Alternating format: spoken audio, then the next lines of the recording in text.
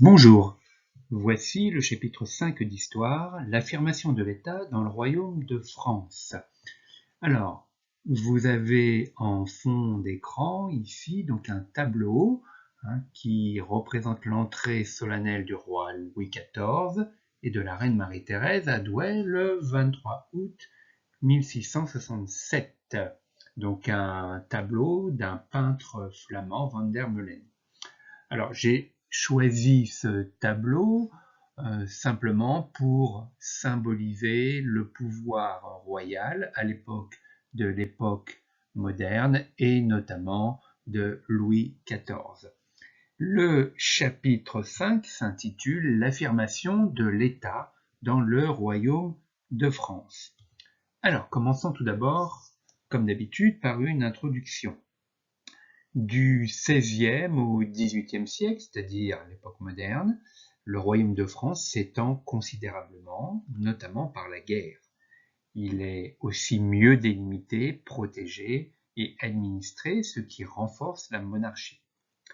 L'économie est une préoccupation majeure de l'État moderne, qui doit financer la guerre et rivaliser avec les autres puissances. Il veut aussi assurer la cohésion religieuse de son royaume dans une Europe divisée entre catholiques et protestants depuis le XVIe siècle. Enfin, malgré ses efforts de contrôle et son discours autoritaire, l'État n'est pas tout-puissant. Le pouvoir du roi est limité en droit par un certain nombre de règles et d'institutions, et de fait par l'étendue du royaume et des privilèges. La problématique du chapitre est la suivante: comment l'État monarchique s'est-il affirmé à l'époque moderne?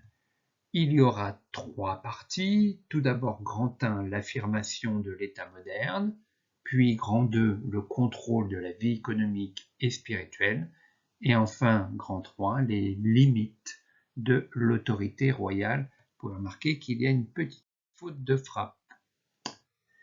Alors, comme ici nous changeons de période historique, petit rappel, comme on avait fait en début d'année, essayez de retrouver les 4 grandes périodes de l'histoire. Alors je vous avais demandé à l'époque de délimiter les périodes par des traits verticaux et d'écrire leur nom au bon endroit. Je vous laisse juste quelques secondes pour essayer en tout cas de vous souvenir des 4 grandes périodes de l'histoire. Et puis on a étudié pour l'instant les 2 premières, ensuite on va passer aujourd'hui à la 3e.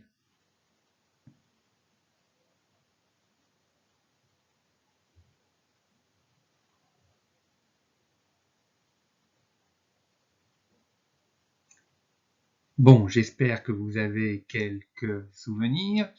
Voici le résultat. Alors, tout d'abord, l'Antiquité, que nous avons étudié en tout début d'année, à travers quelques chapitres, puis notamment autour de la Méditerranée, le Moyen-Âge, avec donc également l'espace méditerranéen au Moyen-Âge, et puis nous avons donc à la limite, jusqu'en 1492, vu la période du Nouveau Monde, et puis maintenant avec également en période charnière l'humanisme, la Renaissance, et puis l'affirmation de la réforme protestante.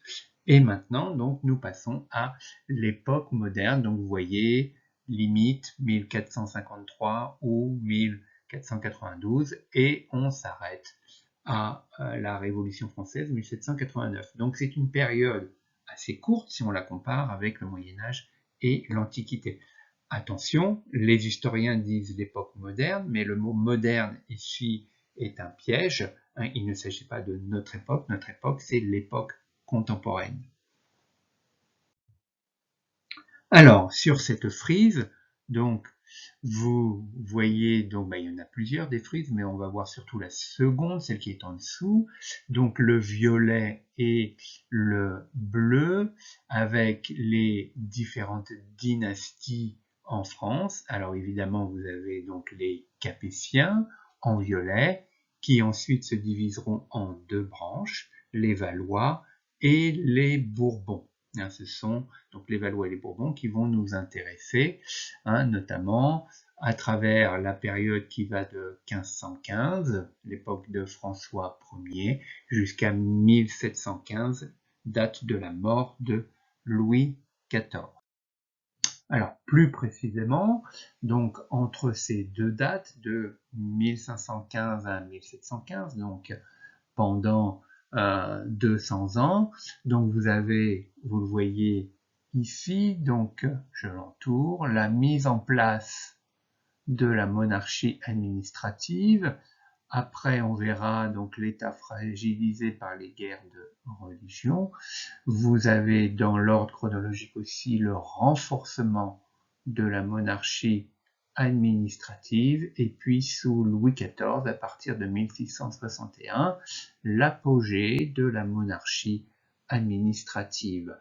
Vous avez donc la généalogie des rois, donc à partir de François Ier en 1515, les fils de François Ier, Henri II, puis un règne très court, François II, après Charles IX, on passe ensuite à Henri III, plus connu Henri IV, Henri de Valois, et après on passe aux Bourbons, Louis XIII, puis Louis XIV, et puis on s'arrêtera ici pour ce chapitre.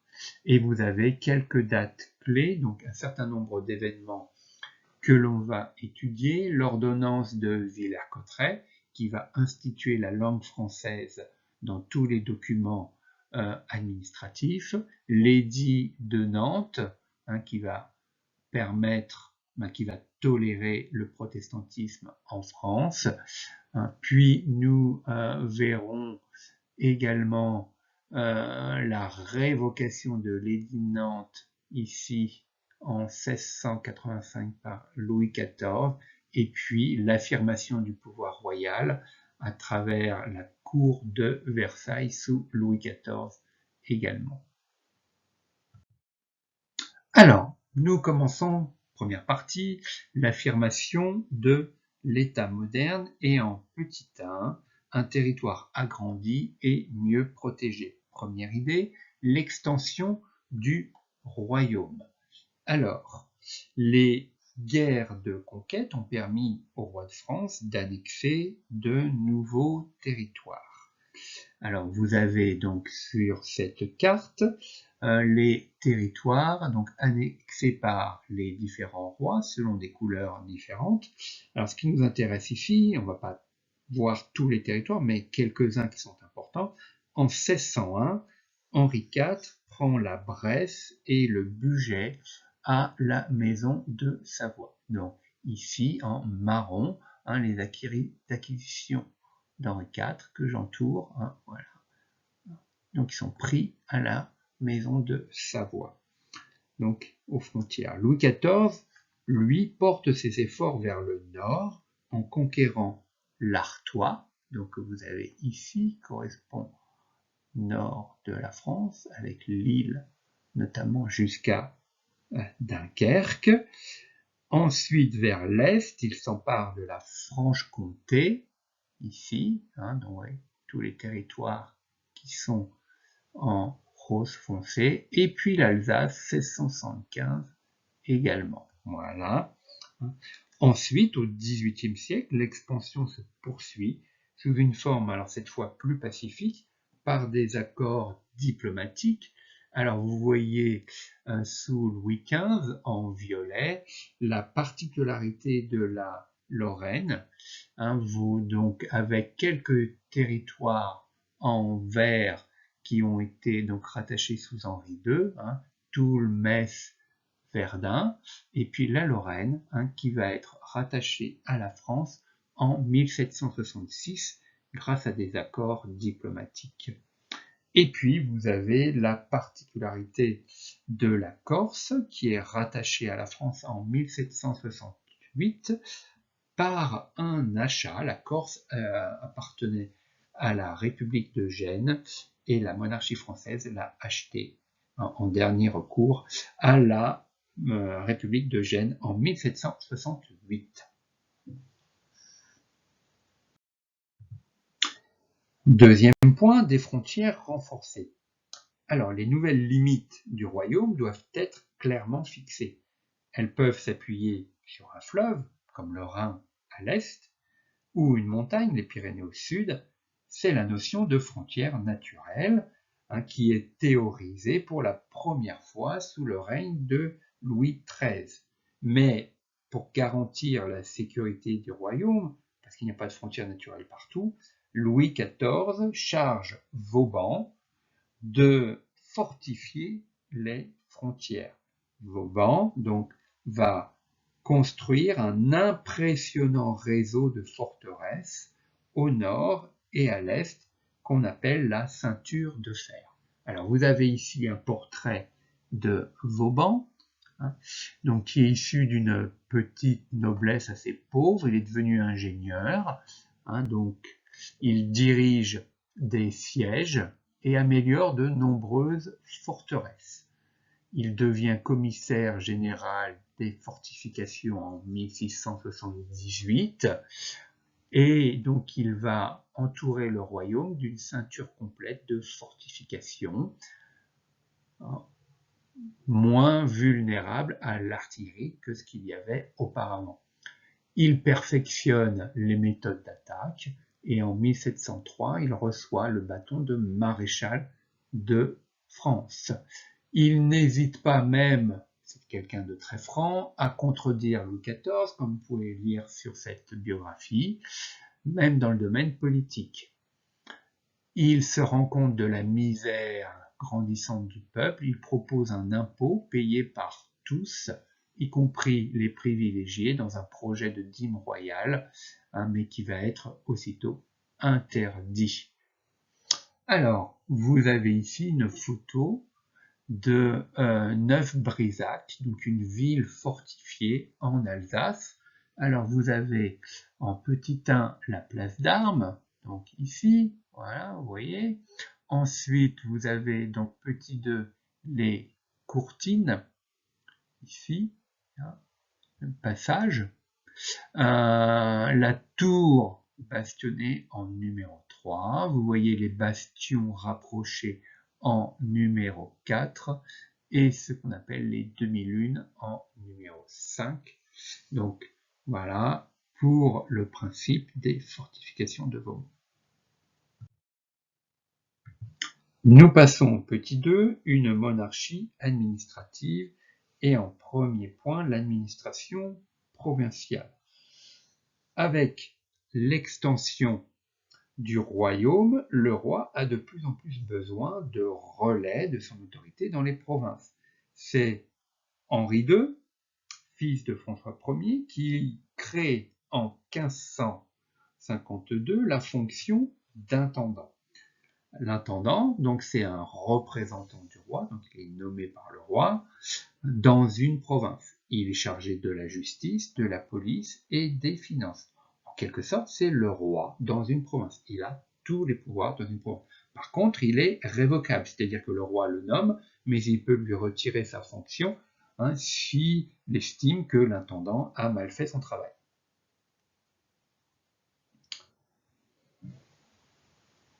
Ces intendants gagnent en importance sous le règne de Louis XIV. Alors, vous avez ici un texte qui est une ordonnance, c'est-à-dire une nomination par Louis XIV, nomination de l'intendant de Provence en 1687, donc au sud de la France, du côté de Toulon, Marseille, Nice. Donc, dans cette ordonnance, Louis XIV dit « Nous vous avons commis intendant de justice, police et finances », donc une manière d'affirmer, voilà, moi, Louis XIV, je vous nomme intendant en notre dit pays de Provence pour, en cette qualité, entrer et prendre séance dans les parlements, assister à toute assemblée d'État. Alors on vous dit en petit 1 que les États provinciaux représentant les 3 ordres et sont présents dans certaines provinces. Ensuite, ou de communautés. Alors il doit procéder au règlement et la réforme de la justice selon les volontés du roi. Il doit reconnaître si les officiers font bien leur devoir. Je parlerai des officiers tout à l'heure, et ce n'est pas uniquement dans le domaine militaire. Écouter les plaintes des sujets du roi, présider aux assemblées des villes, informer de tous les désordres, donc ça c'est l'aspect policier, mener secrète contre les villes, renseigner sur la façon de vivre des gens de guerre dans les villes, avoir l'œil et direction générale sur les impôts, c'est très important, la perception des impôts, et plus généralement faire pour l'observation de nos ordonnances touchant l'observation de nos ordonnances la justice, police et finances. Donc voilà, vous avez la définition ici d'un intendant. Donc il y a un intendant par province. Maintenant, voyons l'administration centrale. Alors, un gouvernement s'organise peu à peu autour du roi. Alors, depuis le Moyen-Âge, ce gouvernement s'est perfectionné. En cas d'absence du souverain, il est présidé par le chancelier que vous avez ici. Voilà, le chancelier. C'est le chef de la justice ou garde des sceaux. Il y a 4 secrétaires d'État que vous avez ici en dessous.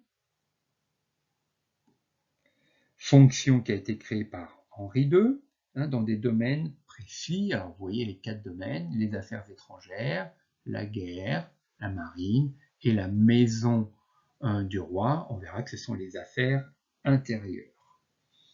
Le cardinal Richelieu sous Louis XIII, puis le cardinal Mazarin, au début du règne de Louis XIV, jouent un rôle informel, c'est-à-dire que leur fonction n'est pas attribuée officiellement. Par contre, ils ont un rôle décisif très important. On parle même de principal ministre. Mais à la mort de Mazarin, en 1661, Louis XIV décide de gouverner seul, c'est-à-dire sans principal ministre. Il réorganise les différents conseils que vous voyez ici, qui l'aident à prendre ses décisions. Alors, vous voyez qu'il y a 4 conseils. Le conseil d'en haut, ici tout en haut, en orange. En bleu, le conseil des dépêches, qui s'occupe des affaires intérieures. Le conseil royal des finances. Et puis en violet, ici, le conseil du commerce, c'est-à-dire s'occupe de la marine et des affaires extérieures. Alors, le roi, donc, préside tous ces conseils. Évidemment, il décide comme il le souhaite. Les ministres et les conseils sont là pour l'aider à prendre des décisions.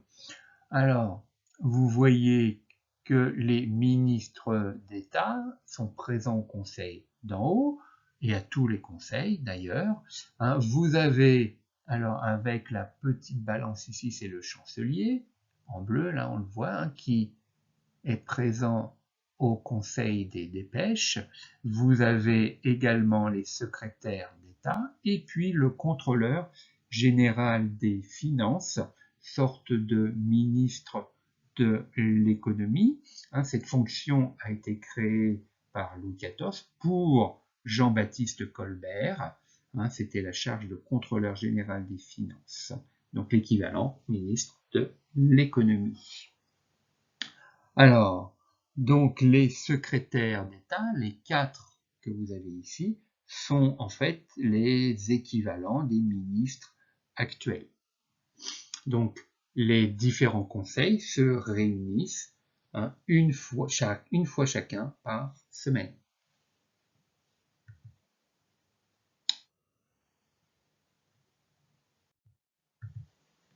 Passons maintenant aux 2 types d'agents de l'État.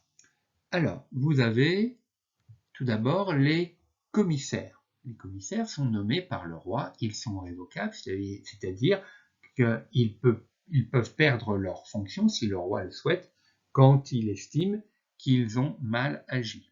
Les intendants sont donc des commissaires. Les officiers. Alors, les officiers achètent un office vendu par le roi, et c'est héréditaire. Alors, de quoi s'agit-il? Cela correspond aujourd'hui au métier, à nos métiers. Aujourd'hui, pour exercer un métier, il faut avoir fait des études et obtenir des diplômes. À l'époque de la monarchie absolue, et même déjà auparavant, ce n'est pas le cas. Pour obtenir un métier, il faut l'acheter. Ça s'appelle un office. Louis XIV, on va le voir, a beaucoup utilisé cette méthode, mais il n'est pas le seul, évidemment, parce que ça lui permet d'avoir des gens de l'administration fidèles. C'est-à-dire qu'il va prendre parfois des bourgeois et il va en faire des nobles, parce que quand on devient officier, on devient également noble. Alors je vous ai mis quelques exemples, donc notaire, d'ailleurs le terme d'office notarial existe encore, parlementaire, officier de l'armée, donc toutes ces fonctions s'achètent et elles deviennent héréditaires. Donc vous pouvez imaginer qu'un certain nombre de ces officiers sont absolument incompétents. D'autres le sont, mais en tout cas, c'est une façon de procéder qui permet au roi d'avoir un personnel administratif fidèle. Vous voyez qu'à l'époque de François Ier, il y a 8000 officiers, sous Louis XIV, 60 000. Donc Louis XIV en a beaucoup abusé de cette méthode. Voilà, nous avons terminé pour aujourd'hui.